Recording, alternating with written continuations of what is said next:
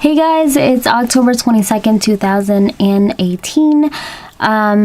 First of all, I just want to thank you guys for those of you who watched my last video. I honestly didn't even really think a lot of people were going to watch it, but I just wanted to put it out there because I want to spread awareness about this condition. So thank you for taking the time to watch it, for the comments, for the messages. Honestly, truly, thank you so much. I wanted to do the second video because for those of you who know me, you know that I work and I go to school, and I wanted to do another video before I didn't have time to do another one. So today's video is going to be about treatment for postural orthostatic tachycardia syndrome. Now, before I start, I just want to tell you guys that whatever I talk about in this video is just based on personal experience.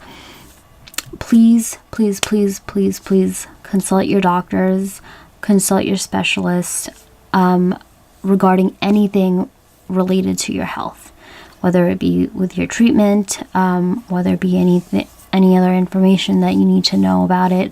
Please consult your specialists and your doctors. If I talk about a certain medication, I don't want you to think, oh, she took it and it didn't work for her, then that means that it's not going to work for me. I don't want you guys to think that at all, because we are completely wired differently. What may work for you may not work for me. What works for me may not work for you.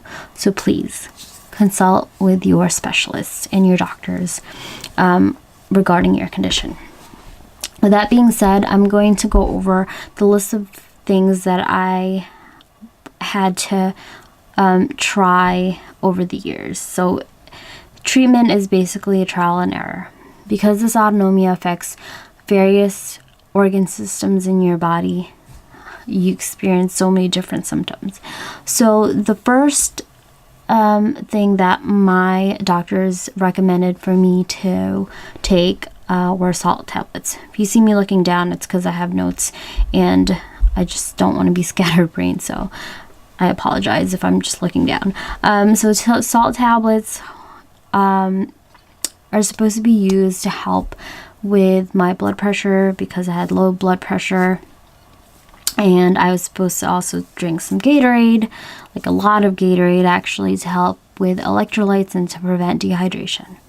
The problem with the salt tablets was it made me really nauseous. Even if I cut the dose in half, it did not sit well in my stomach at all. I could not tolerate the salt tablets. And with Gatorade, you guys, I drank so much Gatorade that I can't even think about drinking Gatorade anymore. I just couldn't tolerate that either, because I think it's because of all the high sugar content in Gatorade. I tried those, couldn't tolerate it, made me even more nauseous than what my condition did. So I was like, I can't do it. The second symptom that I really wanted to control was the tachycardia, or the increased heart rate, and the abnormal heart rate, the palpitations, the arrhythmia. That was like one of the major things that my cardiologist wanted to kind of control. So they had recommended that I get a pacemaker because I was so tachycardic. The arrhythmia was so bad, and so what a pacemaker is supposed to do is it's supposed to control that abnormal heart rhythm. And I was in my mid-20s at that time. And whenever I would go to a cardiologist's office, I would be like the youngest person there. And I think I was way too prideful at that time, because even though I knew that something was wrong, I kind of, in the back of my mind, was like, maybe something will switch. You know, maybe something will switch, or I can do something else. So I talked to my cardiologist. I said, hey, listen, before I get a pacemaker, can I try something else? Like, I really didn't want a pacemaker. I was like, can I try something else? And they said, okay. So they recommended that I take a beta blocker, and the beta blocker that I took was propranolol. This was supposed to kind of fix that abnormal heart rate and that tachycardia. When I took propranolol, it made me really weak and it made me really exhausted. Even more exhausted and even more weak than my actual symptoms. I would sleep for hours. I would wake up at like 1 in the afternoon, even after sleeping at like 8 at night. It was exhausting being on propranolol, so I couldn't take it. So then, to combat my exhaustion, they recommended that I take Nuvigil. So my exhaustion and my fatigue was so bad that I tested for narcolepsy. Narcolepsy is excessive daytime sleepiness. And it's not just like that feeling of, oh, I'm tired, I'm going to go to bed, wake up, feel refreshed. It was a feeling of like being jet lagged. And I'm not sure if you guys have ever felt jet lagged, but it's the worst. It's tiring, it's exhausting, and that's what I felt all the time, every day, no matter how many hours of sleep that I got. No matter if I had a stressful week or if I had a week that was super chill and non-eventful, that's how I felt. So I tried the Nuvigil, and the Nuvigil did promote wakefulness, but the problem with the Nuvigil was it made me wide awake. I mean, I would sit down and I would look at one thing on my computer, then I would look at another thing, then I would hear a sound and I would listen to that, and then I was all over the place. I felt like I was super spastic and I couldn't function that way. I definitely couldn't drive that way, so I said I can't do the Nuvigil. And then I had to take Zofran for my nausea. Nausea was really bad, especially being in the car. And the Zofran actually worked for quite some time. And then eventually it started giving me really bad headaches and really bad migraines, worse than my actual symptoms that I would get from POTS. So the problem with this condition is that you have all these different symptoms. So of course you have different specialists. And what the specialists are supposed to do is they're supposed to give you advice and medications and prescriptions on things to target that specific area. So my cardiologist gave me beta blockers for my heart. My gastroenterologist gave me Zofran for my nausea. My sleep doctor gave me Nuvigil for, the fatigue. And all of this drug interaction in my body was not handling it. And I knew ever since that I was younger that I couldn't really tolerate medication. I rarely had to take medication, but when I did, my body couldn't tolerate it. Like, I took NyQuil one time, I think, in high school, and I was just like out. I was out. I was like, I don't think medication is supposed to affect me this way. But what I've learned about myself is that I'm super hypersensitive to medication. Even if they cut the doses in half, it affects me way differently than it would an average person. So over the years, it was a trial and error of pharmacologic drugs. And the only thing that actually really worked and helped and still helps are saline infusions. So I would go into the emergency room and I would get saline infusions whenever I would relapse, whenever my body would just kind of like break down and relapse, and I would feel like I would have those mini episodes of feeling that I would pass out. So saline infusions is kind of like one of the only things that helps me without all of the side effects. I forgot to mention that throughout this whole journey, it was always a collaborative effort between my doctors and I. While they used their medical knowledge to try to help me, I gave them my personal knowledge regarding what was and wasn't working for me. For example, they would prescribe those certain medications. I would ask them to lower the doses, or I would tell them if I wanted to stop taking certain medications altogether. I'd also tell them that I was incorporating working out.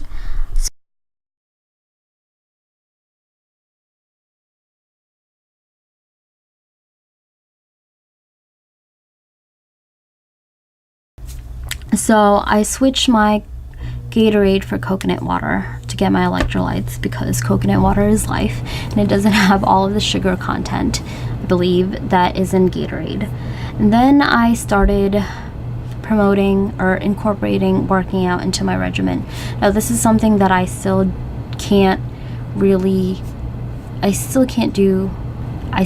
work out as much as I would like to, but I know that working out helps for me, because when I first started getting sick, my doctors advised that I rest, that I don't participate in any like sports or kind of like extraneous activities. And that's what I did. I would just rest and I would sleep, and I would just like wait for my body to kind of like recharge.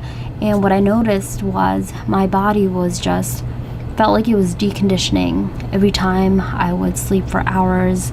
I just didn't feel very well if I spent the weekend in bed, like the whole entire weekend. And to this day, it still feels like that. So I still try to incorporate working out, but the problem with working out is that for a lot of POTS patients, such as myself, we experience a lot of exercise intolerance. Now, this is something that was still completely new to me, because I played 4 years of lacrosse in high school, and I was just always active. And so I experienced exercise intolerance, even to the point where just a couple of weeks ago, when I saw a personal trainer, we worked out, and it wasn't even anything that I couldn't tolerate. But when he's talking to me, I told him, I was like, I need to lay down and elevate my feet, because your voice is starting to fade and I know that I'm about to pass out right now. So that is how it is like when I work out. I still can't push myself to the point where, I want to run all these miles and I want to do all this stuff, even though like mentally I am prepared and I want to, my body still can't tolerate that. But incorporating working out into my daily lifestyle makes sense, especially for a patient who has POTS, because let me read you something from the Mayo Clinic. It says that for non-pharmacologic strategies to improve POTS symptoms, exercise increases the effective circulatory volume and improves stroke volume and conditioning. It says that patients should gradually work toward performing at least 1 hour of age-appropriate aerobic exercise daily and strength training 3 times a week. So before I looked into symptoms of POTS, and kind of before I researched anything kind of POTS related, I did my own research where I just jotted down all the things that affected me and things that worked for me, and I found out that working out for me made me a lot better, and it still makes me feel a lot better. So to answer the question of what medications that I'm on right now, I am not on any medications. I try to get at least 7 to 8 hours of sleep. I drink coconut water for my electrolytes. I get my saline infusions as needed whenever I start to feel really bad, and I start having those episodes where I'm down for like a few days. And incorporate working out into my schedule. There are things that I know that I can and cannot eat, so I avoid those. There are places that I can and can't go to, and I know my limits, like going to the mall just doesn't really work for me, because I'm like hyper aware of everything, like the lights and the sounds and the smells. It just doesn't make me feel good, so I try to avoid places like that at all times.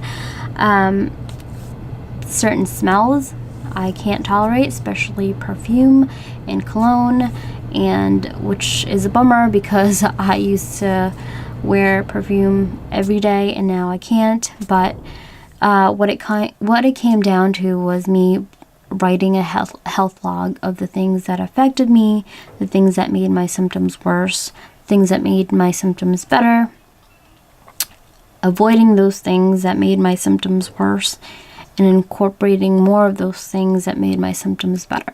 So again, this is all just, for me, a matter of listening into my body and seeing what works and what doesn't work for me. I hope that it has helped you. Again, please do not take anything that I have said as advice. Go to your specialists and go to your doctors if you have any questions regarding your conditions. And if you have any questions or comments, please let me know and I will try to answer them. Hope you guys were informed during this video, and I'll talk to you later. Bye.